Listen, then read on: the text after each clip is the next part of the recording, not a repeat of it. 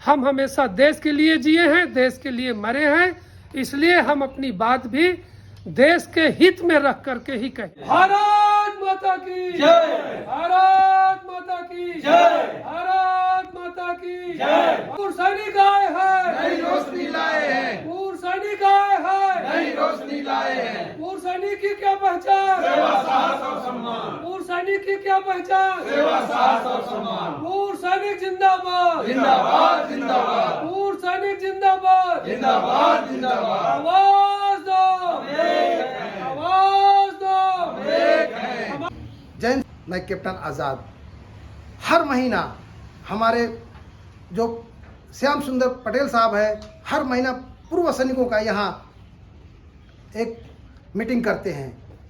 इनके संस्था का नाम है वीर सेनानी पूर्व सैनिक कल्याण समिति प्रयागराज।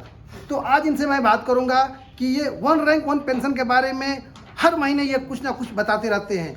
तो अभी इनका वन रैंक वन पेंशन कहाँ तक पहुँचा है, अभी मैं उनसे खुद बात करूँगा। साहब, मैं ये बताना चाहता हूँ, आप खुद फौज से आए हुए हैं और आप बहुत अच्छा मानद पोस्ट से आए हुए हैं, आप क्लर्क थे।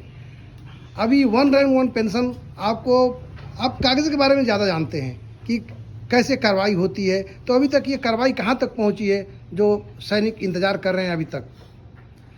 वन रैंक वन पेंशन की समस्या के बारे में काफ़ी लंबे समय से पूर्व सैनिक लड़ाइयाँ लड़ते रहे, जिसका समाधान 2014 में हुआ।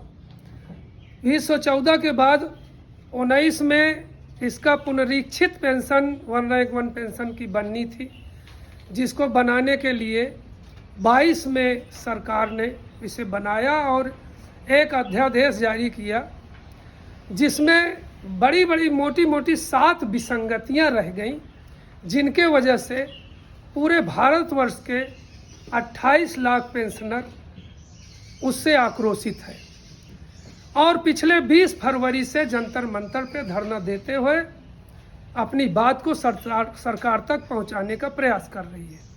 उसके परिणाम स्वरूप ये हुआ कि कई बार माननीय राष्ट्रपति महोदय को, प्रधानमंत्री महोदय को, रक्षा मंत्री महोदय को और वित्त मंत्री महोदय को हम लोगों ने सामूहिक ज्ञापन भेजे और उस ज्ञापन के बाद पूरे जनपद में भारतवर्ष के धरना प्रदर्शन भी किया और सरकार को ये बताने का प्रयास किया कि वन रैंक वन पेंशन में क्या दिक्कत है और कैसे इसको दूर किया जा सकता।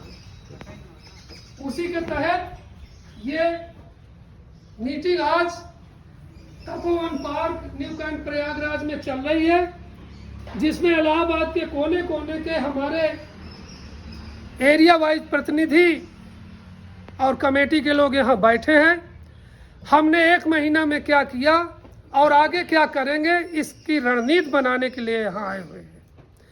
तो वन रैंक वन पेंशन की जो अभी तक कसरत हुई और मेहनत हुआ, उससे तमाम तरह की मरमनिंग और बातें सुनने में आ रही हैं कि माननीय रक्षा मंत्री महोदय ने ये कहा कि इसमें जितनी बातें मेरे पास आई, इसमें बहुत सारी बातों की जानकारी मुझे नहीं थी और आनन फानन में जो कुछ मेरे सचिवालय के लोग या अधिकारी लोग किए, उसमें कुछ जो कमियां रह गई हैं उसकी छानबीन हम कर रहे हैं।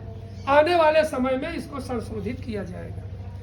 इसलिए हमारे पूर्व सैनिक संवैधानिक व्यवस्था के तहत, अनुशासन के तहत अपनी बात और ज्ञापन देते रहें, धरना प्रदर्शन संयमित ढंग से और अनुशासित ढंग से करते रहें।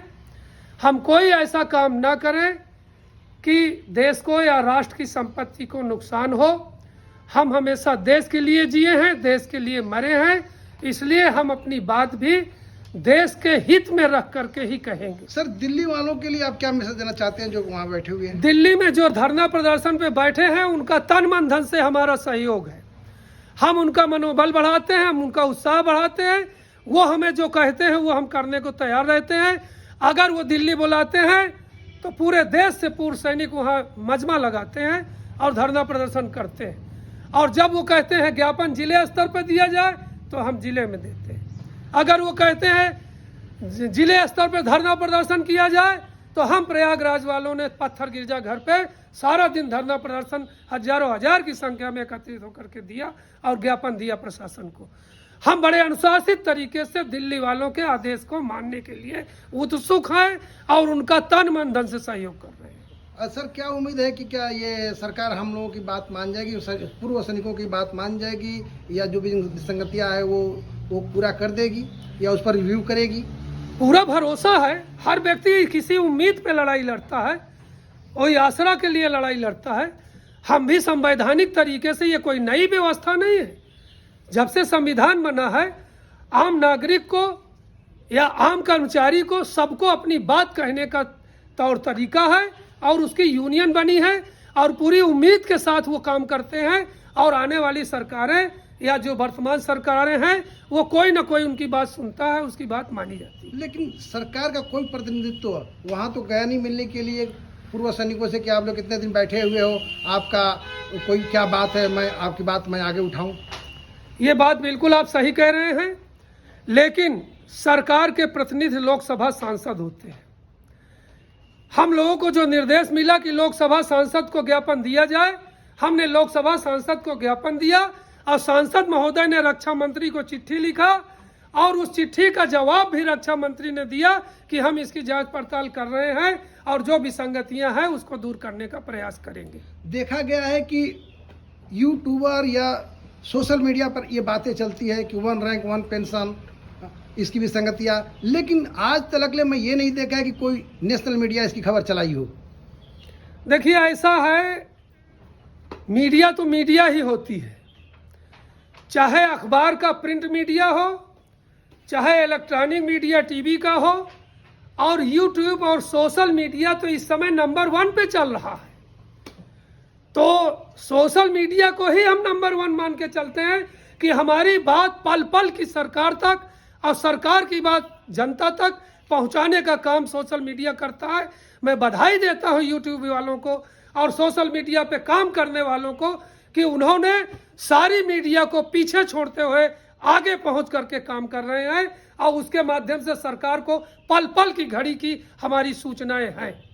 और सरकार भी 2024 चुनाव होने से पहले खिचड़ी पका रही है। लगता है कुछ न कुछ निर्णय होगा। जैसे अभी आप देख लीजिए, गैस सिलेंडर का 200 रुपया माफ हो गया, तो कल हमारा वो भी हो जाएगा सही। एक एक चीज शुरू किया है, 24 के चुनाव से पहले सब हो जाएगा। इसका मतलब कि पूरा आशा ना रखूं, मैं पूरा उम्मीद रखूं, विश्वास करूं कि क्या नाम 1 रैंक पेंशन जो कमियां हैं उसकी पूरी हो जाएगी। एकदम पूरी हो जाएंगी, मुझे पूरा विश्वास है, क्योंकि ये सरकार हमेशा कहती है मैं सैनिकों के लिए खड़ी हूं, मैं उनके लिए डटी हूं, मैं देश को सबसे ऊपर ले जाने के लिए लगा हुआ हूं। और विदेश में चाइना जैसे को ललकार दिया सैनिकों के माध्यम से, पाकिस्तान जैसे के बत्ती बैठाल दिया, तो उसके दिमाग में हमेशा सेना सर्वोपरि है। और अगर सेना के लोग जब कोई मांग करते हैं तो सरकार के मन में जरूर कुछ दुख और कष्ट होता है कि ये मांग कैसे पूरी की जाए। अब वो उनकी वित्तीय व्यवस्था और संवैधानिक व्यवस्था और सरकार में और सेना में जो स्तर के लोग हैं उन सब का किसी का अपमान न हो, सम्मान पूर्वक कोई बीच का रास्ता निकल जाए, ये ढूंढने में लगे हैं। उसी में समय लगता है, ऐसा मुझे आभास हो रहा है। धन्यवाद। और आपने बहुत अच्छा कहा है और मैं सरकार से उम्मीद रखता हूं कि आपकी मैं इतना ही नहीं, आगे ये भी कहना चाहता हूं कि सरकार एक समान पेंशन नीति की योजना भी बनाए।